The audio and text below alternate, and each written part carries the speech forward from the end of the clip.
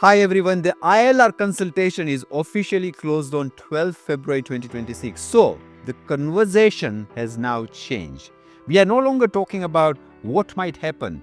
We are now asking what is actually likely to happen next. How serious are these changes? And if you are on 2-year, 3-year or 4-year of your journey, what should you be doing right now? Now, I know a lot of people are feeling unsettled. The inquiries are rising significantly for us and the calls have increased. People are anxious, and so today, let's slow down. Not speculation, not panic, just clarity. Before we dwell into today's topic, a quick intro. I am Yash Dubal, Managing Director at AY&J Solicitors. We are an SRA-regulated legal 500 firm with over a decade in UK immigration, winning multiple awards, serving 4,000 plus clients and having 1,200 positive reviews. We are here to help you. So first, let's remind ourselves what was actually proposed. The big headline was this: for most migrants, the standard 5 years route to settlement could move to 10 years. The 10 years become the starting point. Then depending on your income, your contribution, your integration, the period could reduce, or in some cases, it can increase. This is what they are calling unsettlement. Now, that sounds dramatic, but what does it actually mean? It means settlement may no longer be just about time served in the UK. It may be about time plus demonstration. Demonstration of what? Good character, lawful residence, English language, life in the UK, economic contribution, and integration into the society. Now, here is the important shift. The consultation has now closed. That means the government is now reviewing responses.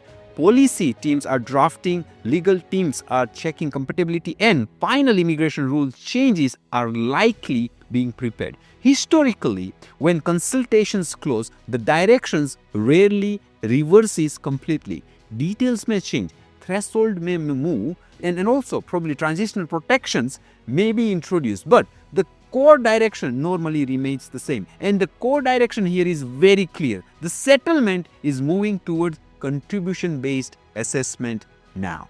Now, let's talk about who is most affected. If you're a skilled worker under current rules, you are probably thinking in 5 years term.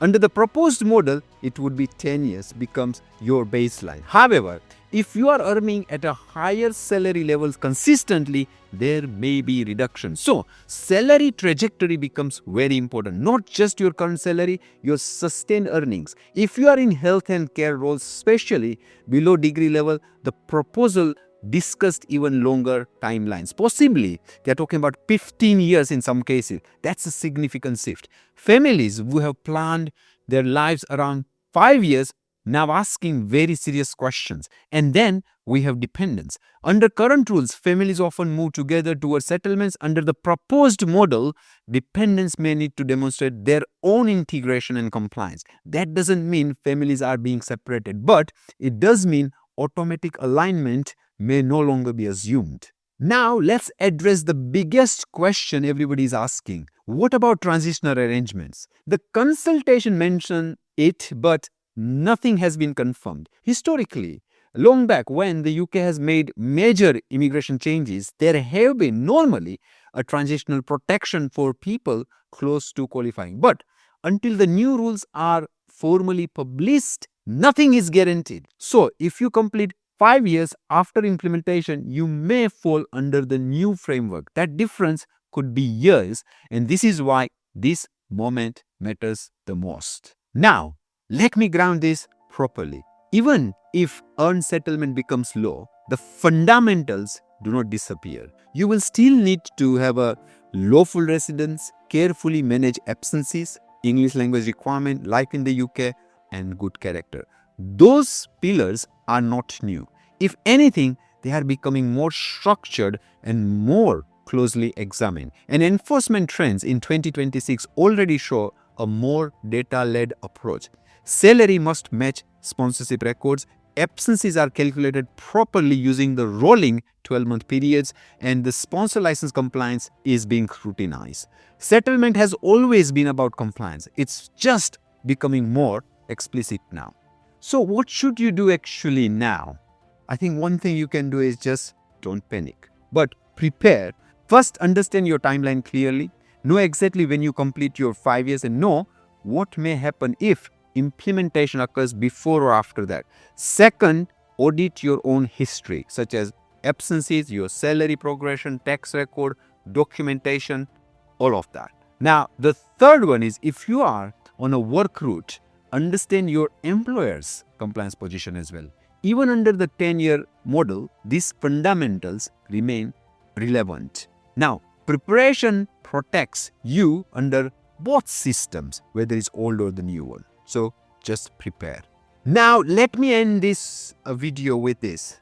So the consultation has closed. The direction is serious. The story is not finished. The rules are not yet implemented. Transitional details are not yet published.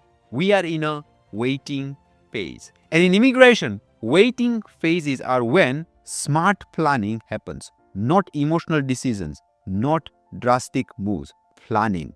If you would like us to break down specific areas next, such as absences in detail or salary threshold or dependence under the new model or refusal risk in 2026, just put it in a comment. We are reading your comments. If you found this video insightful or useful, give a like and hit that subscribe button now, please. We have got more game-changing insight coming your way, and trust me, you will not want to miss them. Your UK branch office is closer than you think. Let's make it happen, and thank you for watching.